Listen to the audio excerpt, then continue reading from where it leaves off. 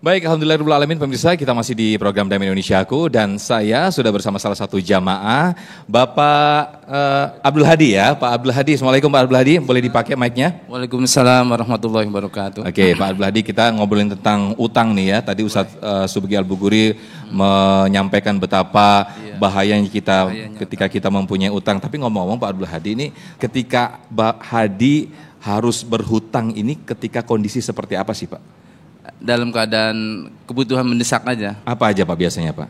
Misalnya seandainya kita punya putri kemarin mau menikahkan, ada keperluan mungkin masih kurang, ya bisa pinjam keluarga. Tapi alhamdulillah sudah dikembalikan. Baik Pak Abdul, kita akan mendengarkan bersama-sama paparan dari Ustadz Jumahrudin ketika Islam atau ketika Al-Quran memberikan solusi apabila kita harus berhutang dan seperti apa solusinya. Ustadz Jumahrudin akan menyampaikan kepada kita. Fadhal Ustadz. Assalamualaikum warahmatullahi wabarakatuh.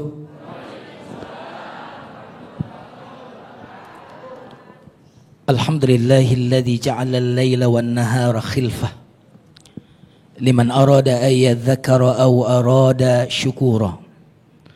Allahumma salli wa sallim wa barik ala nabiyyina Muhammadin sallallahu alaihi wasallam wa ala alihi wa ashabihi wa man sara ala nahjihi bi ihsanin ila yaumiddin, amma ba'd. Yang sama-sama kita hormati Kiai Haji Subki Al-Bukhuri LCMA dan Kiai kita, tokoh kita Ustadz Kiai Haji Baharudin Ali, semoga Allah senantiasa menjaga beliau. Jamaah sekalian, masjid apa tadi namanya Ustadz? Al-Badariyah. Semoga hatinya, wajahnya bercahaya sebagaimana saat Badar. Amin.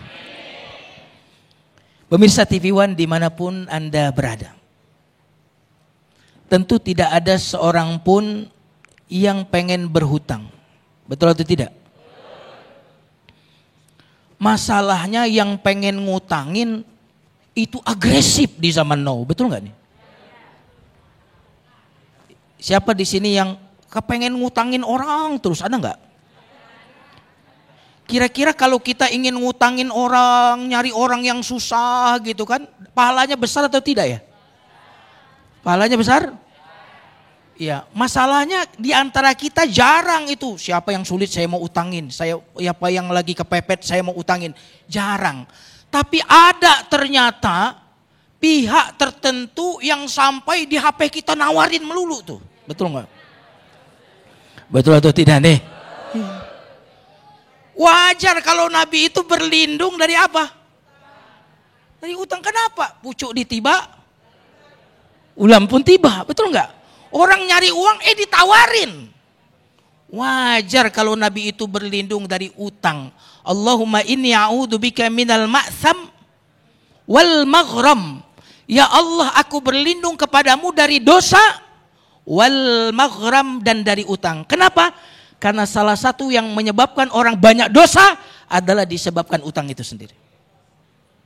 Karena itulah tadi Ustadz Subki Al-Bukhuri, yang pertama janganlah berhutang kecuali terpaksa. Ini etika yang pertama.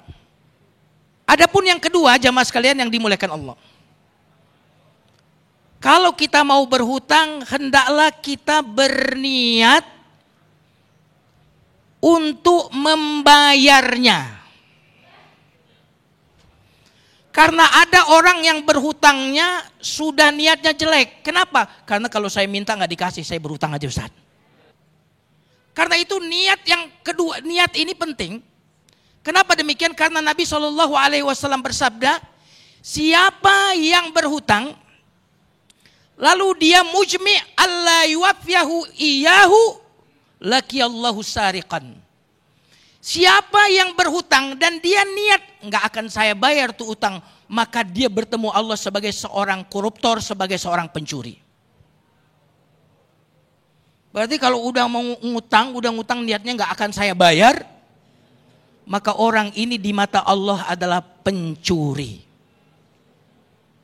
Berarti kalau setahun dia nggak bayar-bayar, setahun dia memiliki dosa sebagai seorang pencuri. Akan tetapi kalau ada orang yang berhutang tapi niat bayar, subhanallah. Dalam hadis disebutkan innallaha ma'addain hatta yaqdiya dainah. Sesungguhnya Allah akan senantiasa bersama orang yang berhutang tadi sampai orang ini bisa bayar hutang. Man akhadha amwalan nas yuridu ada'aha addallahu anhu. Wa man akhadha yuridu itlafaha atslafahullah. Siapa yang meminjam uang tapi dia tidak ingin sebenarnya yang membayar, saya nggak akan bayar tuh utang. Maka kata Nabi, orang ini akan dihancurkan oleh Allah. Orang ini akan disulitkan oleh Allah. Tapi bagi siapa yang berhutang, dia niat untuk membayarnya, Allah akan bantu orang ini untuk membayarnya. Karena itulah kita lihat orang-orang yang berhutang, lalu dia niat tidak mau membayar, hidupnya makin nyungsep, makin sulit. Nah, inilah adab yang ketiga. Adab yang keempat, hendaklah yang berhutang itu kemudian menulis kapan mau bayar. Misalkan berhutang sekarang bulan apa nih? Januari. Tulis nanti saya mau bayar bulan Mei. Tapi jangan diplesetin ya. Nanti Mei-nya maybe yes, maybe no lagi. Tapi betul-betul disebut bulan Mei, tanggalnya disebut.